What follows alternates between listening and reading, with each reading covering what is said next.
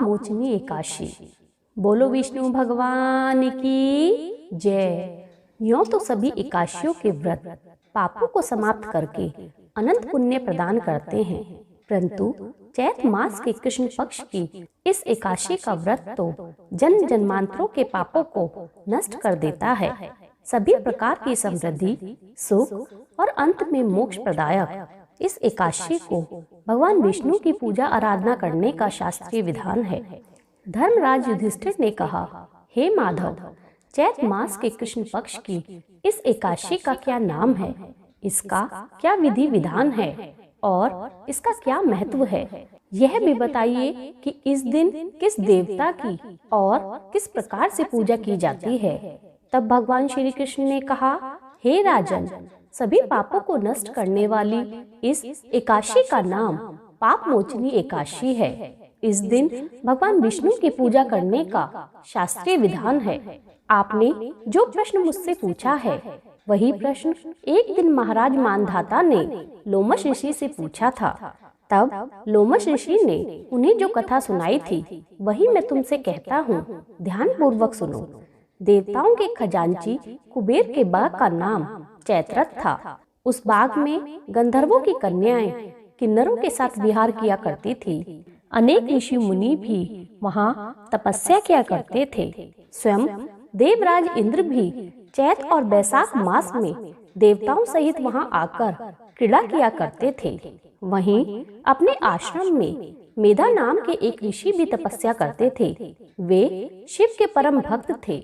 एक दिन मंजू घोषा नाम की अप्सरा ने ऋषि को मोहित करने का विचार किया। वह भय के मारे उनके समीप तो नहीं गई, परंतु दूर बैठकर मधुर वीणा बजाने लगी। उसी समय कामदेव भी मेघा ऋषि को जीतने के लिए वहां आ पहुंचे। मेधा ऋषि युवा और हष्टपुष्ट थे तथा साथ ही यज्ञोपवीत तथा दंड धारण किए हुए महातेज से युक्त भी थे। मंजू घोषा ऐसे ऋषि को देखकर उनकी सुंदरता पर मुग्ध हो गई और अपने गायन, चूड़ियों और पायल की झनकार तथा नृत्य और हाव भाव को दिखाकर मुनि को रिझाने लगी। कुछ समय तक यही क्रम चलता रहा और अंत में कामदेव ने ऋषि को पराजित कर दिया। फलस्वरूप ऋषि मंजू घोषा के साथ रमण करने लगे और काम में इतने वशीभूत हुए कि उन्हें दिन और रात्रि का कोई भी विचार नहीं रहा। इस प्रकार बहुत दिन बीत जाने पर एक दिन मंजू घोषा बोली, हे मुनि, मुझे बहुत समय हो गया है, अब स्वर्ग जाने की आज्ञा दीजिए।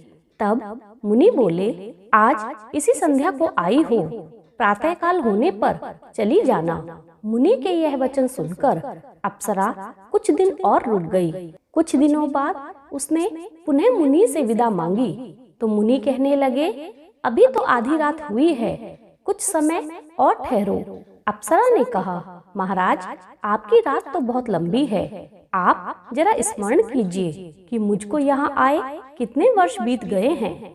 उस अप्सरा की यह बात सुनकर मुनि ने समय पर विचार किया तो ज्ञात हुआ कि अप्सरा के साथ रमण करते हुए उनको 57 वर्ष 7 महीने और 3 दिन बीत गए हैं। यह ज्ञान होते ही वह अप्सरा उन्हें काल के समान प्रतीत होने लगी। मुनि अत्यंत क्रोधित हुए और उनकी आंखों में ज्वाला उत्पन्न हो गई। वे बोले, मेरी कठिन परिश्रम से की गई तपस्या को तूने नष्ट किया है। तू महापापनी और दुराचारणी है, तुझे धिक्कार है। तूने मेरे साथ घात किया है, इसलिए मैं तुझे शाप देता हूँ कि तू पिशाचनी हो जाए। मुनि के शाप से मंजू घोषा उसी समय पिशाचनी हो गई।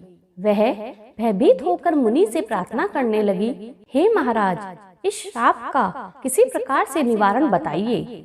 अप्सरा के दीन वचन सुनकर मुनि बोले, अरे दुष्ट, यद्यपि तूने मेरा बहुत अनिष्ट किया है, परंतु फिर भी मैं तुझे इस शाप से मुक्त होने का एक उपाय बताता हूँ। चैत मास के कृष्ण पक्ष की एकादशी का नाम पाप मोचनी एकादशी है और वह सब प्रकार के पापों को नाश करने वाली है। उसका व्रत करने से पिशाच योनि से तेरी मुक्ति होगी।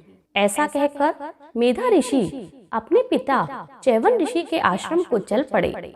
मेधा ऋषि को देखकर चैवन ऋषि कहने लगे, अरे पुत्र, तूने ऐसा क्या अनर्थ किया है जिससे तेरा सारा पुण्य क्षीण हो गया है।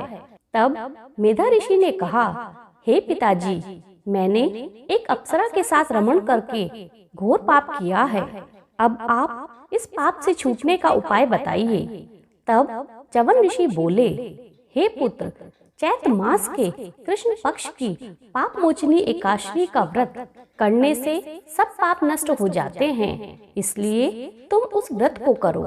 पिता की आज्ञा पाकर मेधा ऋषि ने विधि पूर्वक इस व्रत को किया, जिससे उनके सब पाप नष्ट हो गए। उधर मंजू घोषा भी व्रत के प्रभाव से पिशाच योनि से मुक्ति पाकर दिव्य रूप धारण करके स्वर्ग लोक चली गई। लोमश ऋषि बोले, हे राजन, पाप मोचनी एकादशी के व्रत करने से सब पाप नष्ट हो जाते हैं। इसको सुनने तथा पढ़ने से 1000 गोदान का फल मिलता है और अंत में स्वर्ग की प्राप्ति होती है। बोलो विष्णु भगवान की जय।